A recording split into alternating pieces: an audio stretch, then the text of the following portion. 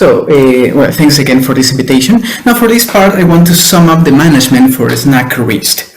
SNAC wrist is a condition that is not a frequent condition, so I want to give some reviews on the concept on the scaphoid injuries to understand its complications and how can a scaphoid fracture lead to a SNAC wrist. So we will understand this through the physiopathology, also to understand the classification and the planning of the treatment. Finally, we will compare some alternatives. As an introduction, we have a 45-year-old female patient that comes with wrist pain. In the past 2 years, she felt some loss of grip strength, but she doesn't report any specific personal history of trauma. And we will know that this history is pretty common in these sort of patients. In our office, we can ask this patient to see on an X-ray, and this is what we find. This is an abnormal picture, and we're dealing here with a SNAC wrist. So we need to ask some additional questions, learn how it was developed, and why do these patients come so late at the office? So how does this happen? So a few words on the scaphoid. We know that this is like a peanut-shaped bone in the wrist with three main portions being the distal, the waist, and the proximal pole, which is particularly the troublesome pole due to its irrigation, which is quite popular on scaphoid anatomy.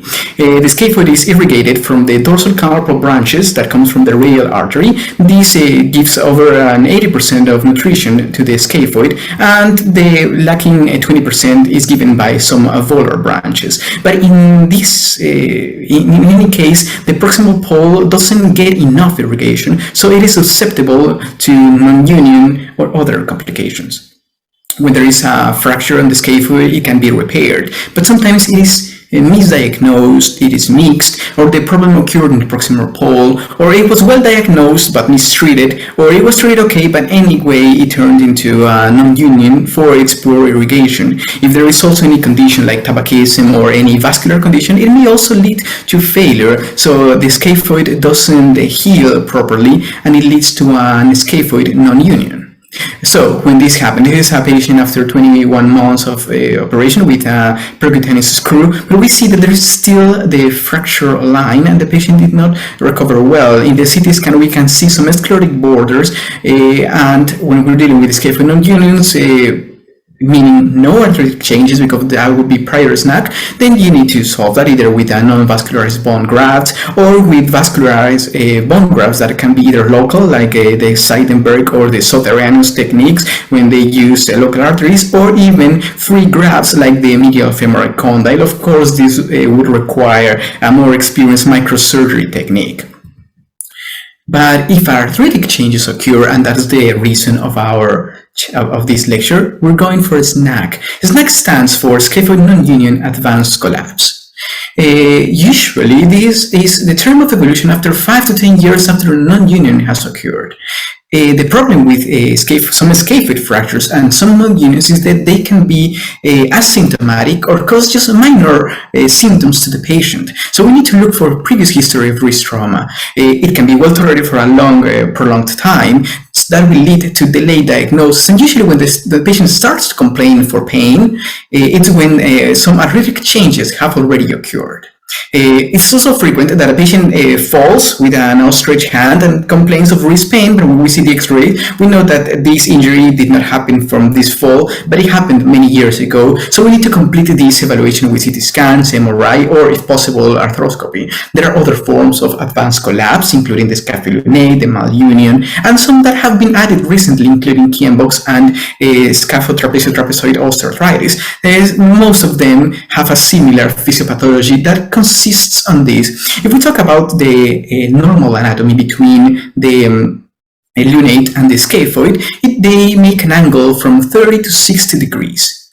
The scaphoid is the link between the proximal and distal rows, and biomechanically it's what it connects to both of them. It is provided with some stability for the intrinsic ligaments, especially the dorsal scaphoid ligament, which is stronger, and the lunar trochlear volarly. But what happens when there is a scaphoid fracture and the scaphoid node union? Then this angle is lost. The distal portion goes to flexion, the proximal pole goes to extension, and the lunate goes to extension as well. So this linking row has been missed, and this makes the distal row to collapse in the carpal, giving these arthritic changes. So this node union, these arthritic changes will start on the radial styloid. Then it can move to the scaphoid fossa, and in this evolution, then it can affect the capitate, initially in the scaphocapitate space, and then in the lunocapitate space, and finally it can lead to diffuse carpal osteoarthritis. There are classifications, but if we look in the literature about Watson and Bender that classified this was in the mid-1980s, so they were based on plain X-rays, and there are some minor differences, especially on the stage 2, which Bender considers the scaphocapitate, while Watson only the proximal radioscaphoid. But these are, to the date, there are, I believe, no proper classifications for this, and there are papers that have tried to prove the reliability of these classifications, and well, the conclusion of this is that X-rays are not enough to classify or plan this problem. If we add the MRI for cartilage injury, MRI itself just has a low sensitivity rate. But if we compare this to the arthroscopy, they not always correlate. Arthroscopy is a more important role to evaluate the chondral injuries, and it might be the gold standard, although it doesn't lack morbidity. So it's a tool that you need to know when and how to use it. So according to the staging, if there is a SNAC 1, you can either observate, you can do denervation, that's an option of the posterior interosseous nerve, or do only a radial styloidectomy. Also, if there is only a radial styloid osteoarthritis, you can you can perform a treatment for an scaphoid node union and still get a good outcome. But in the stage 2, when there is already arthritic changes around the scaphoid, then your options are wider. But the most important thing, and we will discuss this a bit later, is the proximal row capectomy and the four-corner fusion. The main indication between them is if there is a compromise in the lunocapitate joint. But when there is compromise in the lunocapitate joint, then a proximal row carpectomy will no longer be an option, and then you may lead for a four-corner fusion. Now, sometimes you mention in a stage 4 or a panarthritis. In that case, total wrist function fusion will be the option when there is a compromise of the proximal row and the radiocarpal joint. So back to our initial case. This is the patient that I was introducing to you in the beginning of this lecture. And if we see the CT scans, then we find some periscaphoid abnormalities. We can classify these as stage 2, and based on the patient's demands, we plan for four-corner fusion. This includes resection of the scaphoid. It can be or without the innervation. Styloidectomy might be an option to diminish that impingement, and when we fuse this, we apply this bone graft, and we choose our method of fixation. It can either be this circular plate. Plates sometimes can be troublesome, especially when they try to extend. So there are some tips to prevent a posterior impingement, like doing a bit of a flexion of the scaphoid, of the lunate. Other options are screws, which are sometimes the main surgeon's preference. You can use staples, or we can use K-wires if sometimes that's what we have available in the hospital. It can be done by a dorsal approach, that can be ligament sparing or nerve sparing. This is how the X-ray will look in the post-operative time and the long follow-up. We know that there are some sclerotic changes around the wrist, but the functional symptoms are still doing fine. The deformity correction is the most important step when doing this four-corner fusion. For this, the lunate that is in extension needs to be reduced to flexion, and the screw can be applied either directly or through the dorsal aspect of the distal radius. Or if you don't want to violate the proximal lunate, you can enter distally from the third metacarpal. It can be done in a single column, in a double column, as explained here, with either 1 or 2 screws.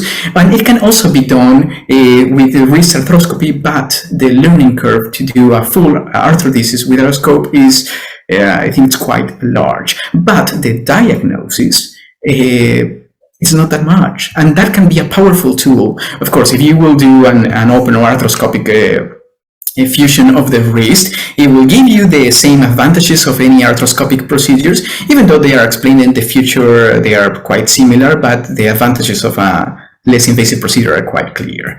And what can we say about proximal row carpectomy? So this is not a discussion of which procedure is better, but which patient is needed for this procedure. The main indication for proximal row carpectomy is that the proximal capitate is intact, so it will make contact in the lunate fossa in the radius to have this function. If we make a comparison between these two methods in a stage 2, like having an homogeneous group, we can say that proximal row carpectomy can have a better range of motion, but the four-corner fusion will give a better grip strength. So you need to choose a patient. If you are dealing with a younger patient, that possibly a four-corner fusion is the best option. And if you're dealing with an older or less demanding patients, then you can look for a proximal row carpectomy.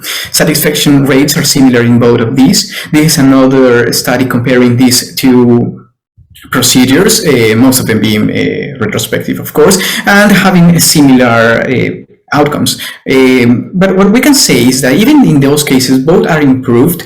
There is reported more complications for four-corner fusions, but this is quite obvious. If you're using screws, plates, or any material, of course, you will have more rates of revisions or hardware problems than if you're using none. So I think this is not a thing to consider, but the patient selection, as I was saying, of what you want to expect to your patient to achieve, either in motion or in strength, because with either one of these treatments, you will sacrifice one of these. So the take-home mention is it's always important to prevent scaphoid complications. So if you are dealing with a scaphoid fracture or a non-union, you need to have a good follow-up so you can act when it's more proper. We know that carpal collapse is a sequence of biomechanical changes that lead to osteoarthritis. You need to get as much information as possible for your surgical planning and consider diagnostic wrist arthroscopy, especially if you want to do a proximal row carpectomy. If you enter with a scope and you evaluate the proximal capitate and you see that it is not injured, then you can continue with your proximal row carpectomy. But you find arthritic changes here, then that no longer will be an option and you will need to do a four-corner fusion. So patient selection is the most important thing. Thank again for this invitation, and this is our hospital. Thank you.